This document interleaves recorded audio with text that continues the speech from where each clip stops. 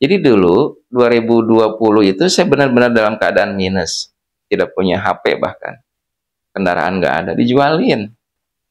Tiba-tiba teman saya nawarin, Kang Sirot mau nggak masarin kapling? Nah, akhirnya apapun yang terjadi dalam kehidupan saya merasa ini adalah keajaiban dari sholawat saya. Barangkali ini jalannya. Assalamualaikum warahmatullahi wabarakatuh. Alhamdulillah wassalatu wassalamu ala Rasulillah wa ala alihi wa ashabihi wa man ittaba'a hudah, amma ba'du. Apa kabar sahabat-sahabat Kang Sirot semuanya? Semoga antum semua dalam keadaan sehat walafiat, diberikan kemudahan baik urusan dunia maupun urusan akhirat. Amin ya rabbal alamin. Gimana baca sholawatnya? Masih semangat? Tetap semangat ya, dan jangan lupa bersyukur dan juga bahagia. Karena dengan bersyukur Allah akan tambah nikmat kita. La in syakartum la azidannakum wa la in kafartum inna azabi lasyadid. Sesungguhnya Allah akan tambah nikmat manakala kita bersyukur kepada Allah, dan Allah akan tambah siksa yang pedih kalau kita kufur akan nikmat Allah. Dan kenapa kita harus bahagia? Karena dengan hati bahagia, hati riang, itu rezeki akan mudah datang. Karena rezeki itu akan tidak mau mendatangi orang yang hatinya kesal, hatinya marah, hatinya dendam. Lalu bagaimana kenyataannya? Memang hati kita sedang kesal.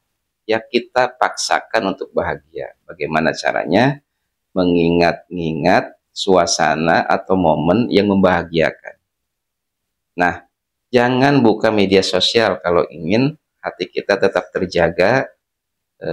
Biar hati tetap bahagia, hati riang itu caranya adalah dengan berzikir. Jangan buka media sosial, buka HP, buka TikTok, buka Facebook, mencari hiburan dan sebagainya melalui media sosial. Itu bukan cara yang tepat ya. Tetapi cara yang tepat adalah agar hati kita tetap riang, tetap bahagia, maka perbanyaklah baca Al-Quran, baca sholawat. Itu tujuannya. Nah, teman-teman sekalian, pada video kali ini saya ingin terus memotivasi teman-teman ya, bahwa sholawat itu insya Allah akan menjadi sebuah solusi untuk kita semua.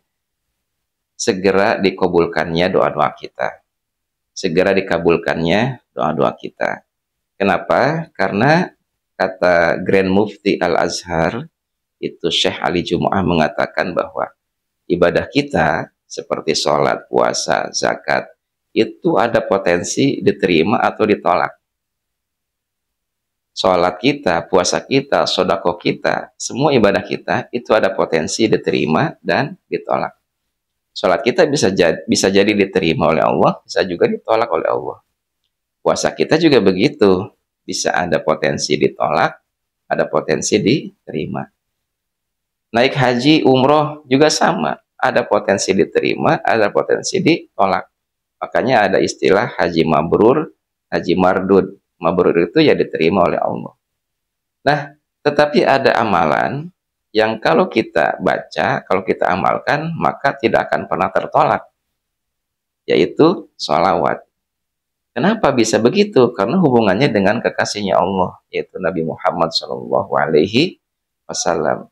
Oleh karenanya teman-teman sudah tepat ya melihat video ini ya, atau menonton video-video saya, itu sudah jalan yang tepat, karena teman-teman akan mendapatkan video-video inspirasi tentang sholawat, atau saya akan menampilkan video-video tentang keajaiban sholawat atau testimoni-testimoni orang-orang yang sudah merasakan keajaiban sholawat.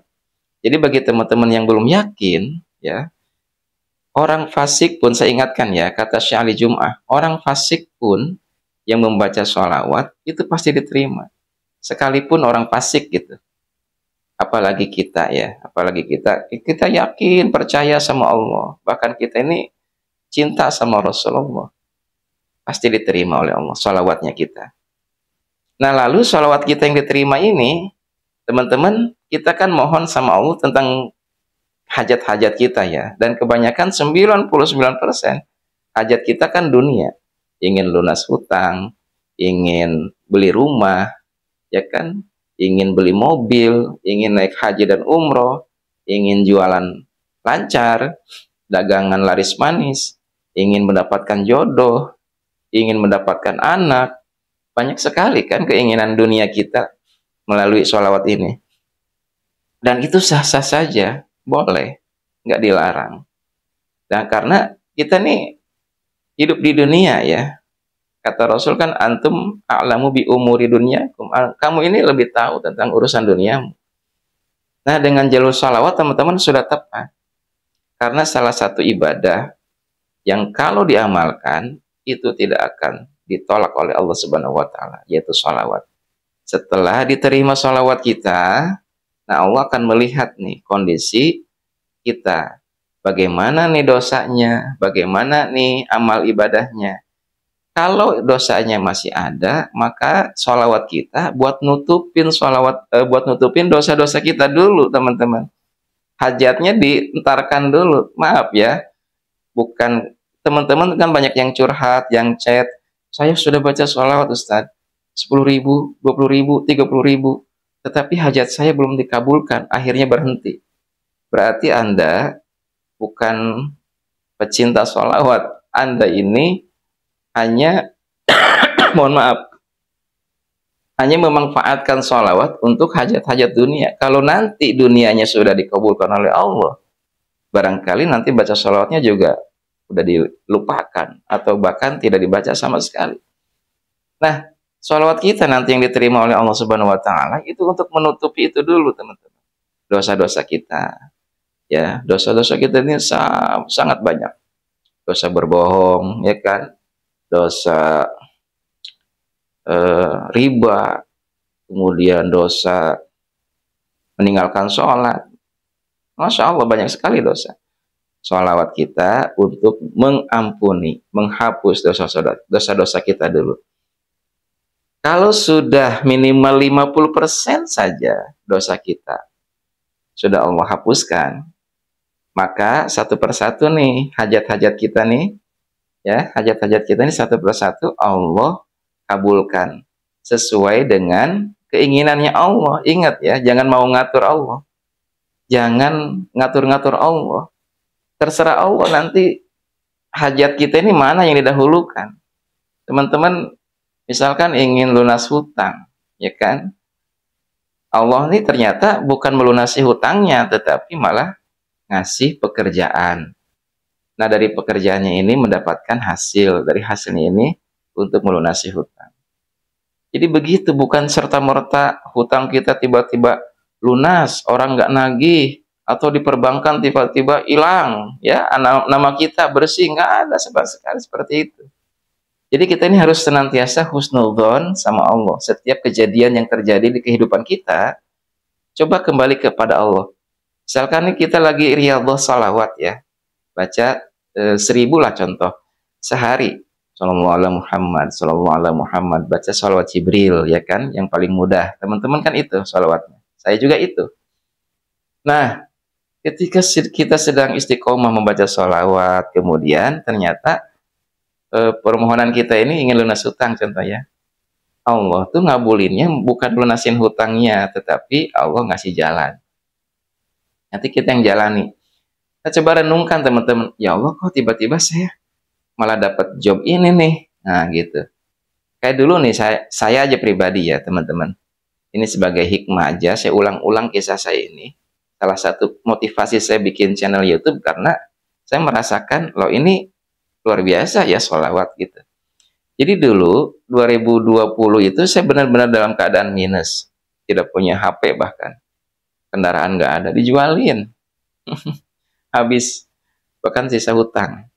Nah tiba-tiba teman saya ini sedang mengamalkan sholawat ya, sedang rajin bersolawat, baca Quran juga. Tiba-tiba teman saya nawarin, Kang Sirot mau nggak masarin kapling? Nah akhirnya apapun yang terjadi dalam kehidupan saya merasa ini adalah keajaiban dari sholawat saya. Barangkali ini jalannya. Selalu positive thinking teman-teman. Nah akhirnya saya jalani jualan kapling. Bener, tiba-tiba teman-teman Selama saya jualan kapling, itu seperti jualan gorengan. Saya iklan, ya kan? Ikhtiarnya iklan. Dengan Facebook, dengan Instagram, dengan YouTube, dengan berbayar, bahkan ya melalui media sosial. Nah, tiba-tiba ya, setiap saya iklan, ada yang masuk, besoknya survei, besoknya cash keras.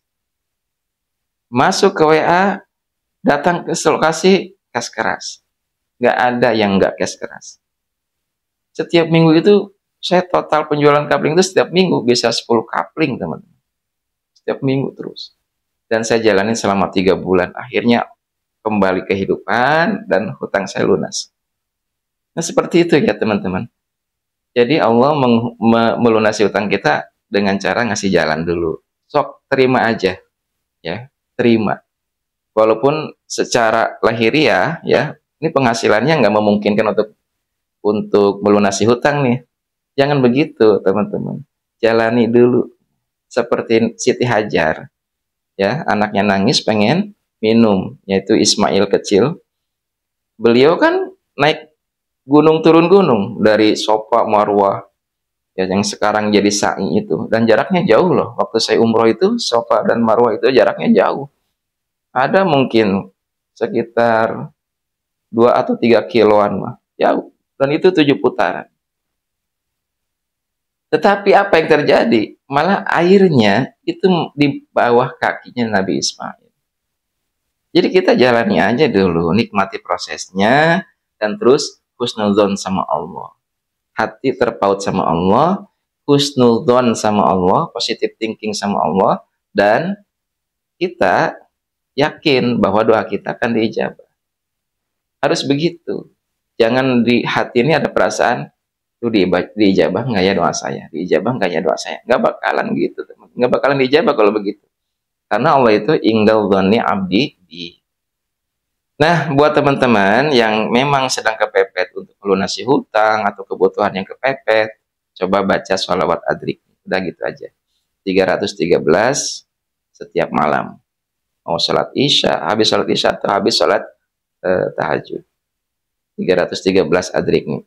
Assalatu wassalamu alaika ya sayyidi ya Rasulullah khudh biyadi qala silati adrik. Itu ya teman-teman sekalian. Semangat ya, tetap istiqomah membaca sholawatnya, yakin sama Allah, pasti Allah ijabah doa-doanya. Amin ya rabbal alamin. Assalamualaikum warahmatullahi wabarakatuh.